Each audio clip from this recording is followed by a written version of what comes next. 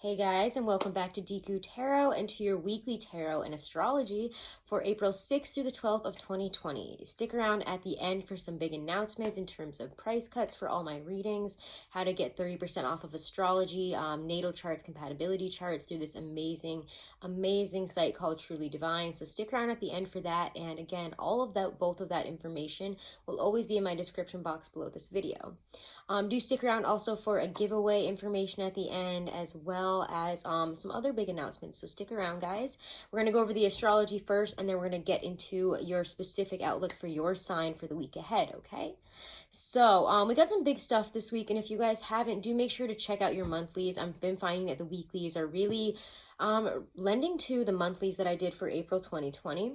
So do check those out. Those are all up. And do be sure to, especially to check out your weeklies for your rising sign first, then your sun and your moon. Rising sign does rule your whole chart, and I find that that really slaps for a good outlook, especially energy-wise and how things are coming across to you for your week and month ahead. So let's start off with April 6th, Monday here. We have the moon void. It's moving from Virgo into Libra. And this week, I do want to say just outright, it is Aries season in full swing. So here we have the moon kind of bringing in some harmony here. Well, actually, it will be in general in harmony with a lot of planets. So there's going to be a lot of natural expression with yourself and with others today. There's going to be a lot of taking account, into the opposite side as the moon moves into Libra. And you're going to be very focused on resolving issues diplomatically, fairly, bringing about balance, peace, and harmony. Tuesday, we have some big stuff going on. We have the full moon in Libra. And Libra is all, about relationships, about balance, about harmony. So it's bringing in a lot of clarity about relationships, a lot of harmony and connections. Okay, so any type of connections, again, that have been dancing around each other, weird situations even from last September, or even beyond that, especially with all the, eclipses, go back to those eclipses. If you've been dancing around a partnership, a person, a love situation since then, you're going to find that that could be coming up for that definitive moment, that big oomph moment here. So we might be reaching pinnacles within relationships in terms of seeing where they're headed, where they're going. Big moments could happen. Couples that are already together may start more enjoyable projects to work on together. And you need to start looking again at how do you feel when you're together versus apart. You don't want to be using relationships to define yourself or to avoid being alone. So let's see what else is going on here. Also, we have Mars and Aquarius on the same day here, squaring Uranus and Taurus. This is big news because this really only happens twice every other year. And Uranus and Taurus is big, and Mars and Aquarius is also big because they're both fixed signs and they're both very stubborn signs. People that say that Aquarians aren't stubborn, you're wrong.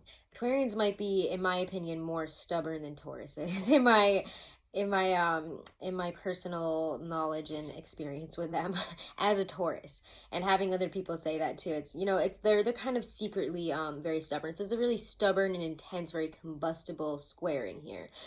So it could be very disruptive. Tempers might even pop off here, and it's going to be happening because our ideologies and our egos are going to be clashing again with these two fixed signs. So it's going to force you to be like, it's time to stand up for what I want. It's time for me to stand up for ourselves, especially if you've been putting off with it, okay? Putting that off. So steer clear of any people and situations that will explode. Keep a cool head, okay? Friday, April 10th is another pretty interesting thing and pretty nice thing actually going on, especially for all this other really Aries energy, with the sun in Aries and being in Aries season. We have Mercury also moving into Aries here. So there's a lot of expressive, quick-witted, speedy speech here. We're going to be more drawn to, saying one-liners rather than going into a whole soliloquy of, everything and, maybe even like writing out an essay to explain things. People are going to have short attention spans. Keep it short. Pay attention to what people are saying, because if they have to repeat themselves, you might find that suddenly you're in an argument, okay? Because there's a lot of argumentative energy within this, within Mercury and Aries here. So if you don't want to burn down any major bridges, keep your argumentative side in check. So, in terms of astrology, that's pretty much what's going on here. We might do a separate video for the full moon in Libra, not Libra. So check that out as well. All right, so let's get into the tarot reading for the week. All right, Geminis, let's look at your week ahead for April 6th through the 12th of 2020. Hope you all are doing well, staying safe, staying healthy. Let me know what you're watching over on Netflix, on Hulu, on whatever. Let me know what you guys are watching, because I'm bored. All right, so let's check this out, guys. Stick around at the end again for those announcements. Definitely check out trulydivine.com for their astrology readings. They are incredible, guys. Best I've ever done. Best I've ever gotten from a person or a website. And you can use the code Deku30 for 30% off. You can also use that code as many times as you want. Give it to as many people as you want. So send it out so that people can get their astrology charts done, get your compatibility analysis, your numerology and life path number analysis, and even numerology compatibility analysis. So check those out, guys. It gives you something to do during all this boring time of self-isolation and quarantine and craziness. It might help you a little bit. And it might be fun. So check it out. All the info is below in the description box, okay? So let's see. Gemini, your emotions this week. Where are our emotions and feelings at? Okay. Let's look at where your career and finances are at this week, Gemini. Gemini, Sun, Moon, Rising, and Venus. Ooh. And love and relationships. Romance. Ooh. We'll take it. Let's look at any major events, situations that we should be aware of that will be coming in this week. Ooh. We're going to have to look at that a little deeper.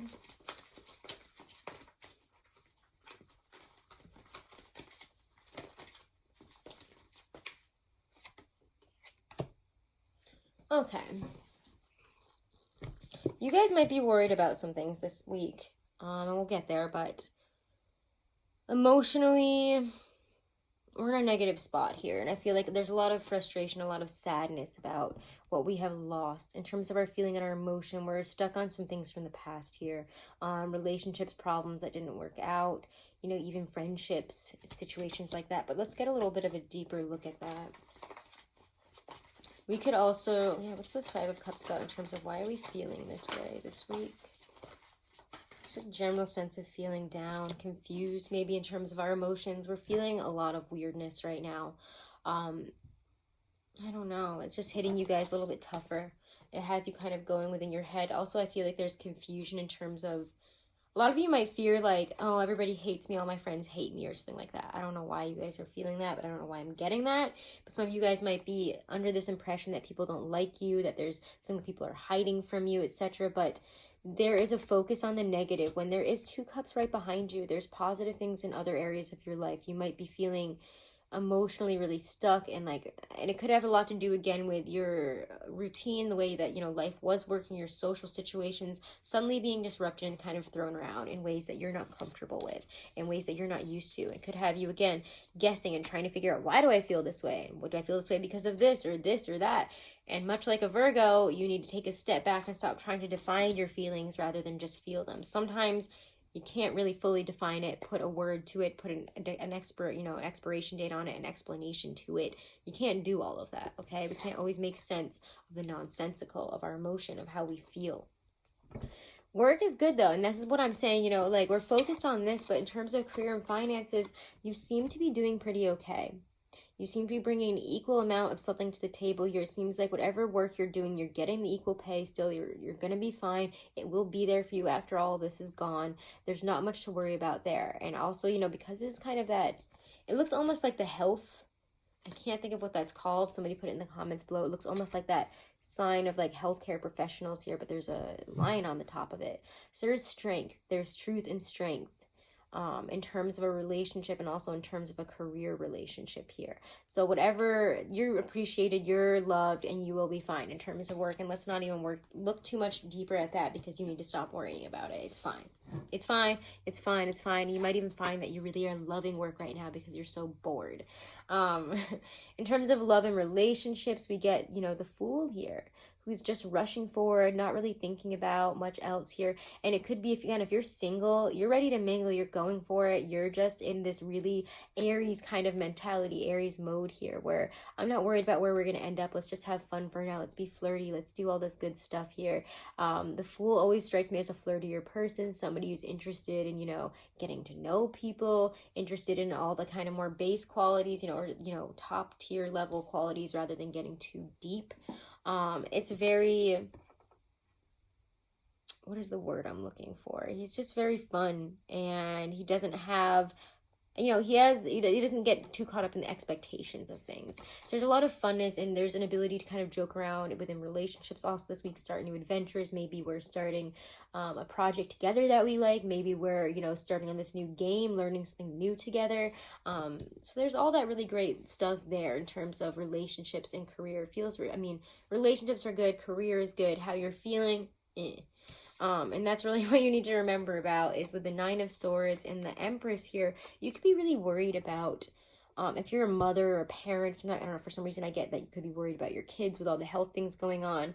But overall, there's a lot of fear, stress, and worry about where things are going to be going in terms of especially like where you had seen your life manifesting, where you had seen your life going to by this point. You're like, I'm not sure now, because all of this is kind of making me question these things, making me wonder, is this a good idea? Is this a bad idea? If you wanted to start a family, have a child, you could be really worried about your pregnancy right now, or about a female or mother in your life here. There's a lot of fear and worry I'm feeling around femininity, around motherhood, around divine feminine concepts like that, manifestation. But worrying, what you have to remember about the Nine of Swords is unfounded. It's not real.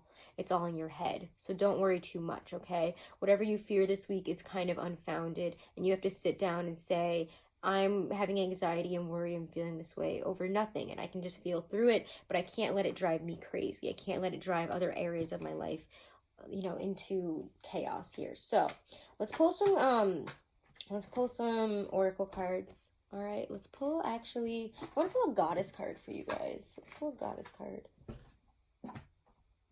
I don't think I've used it for any of the other signs yet. Gemini. Advice and guidance for Geminis this week.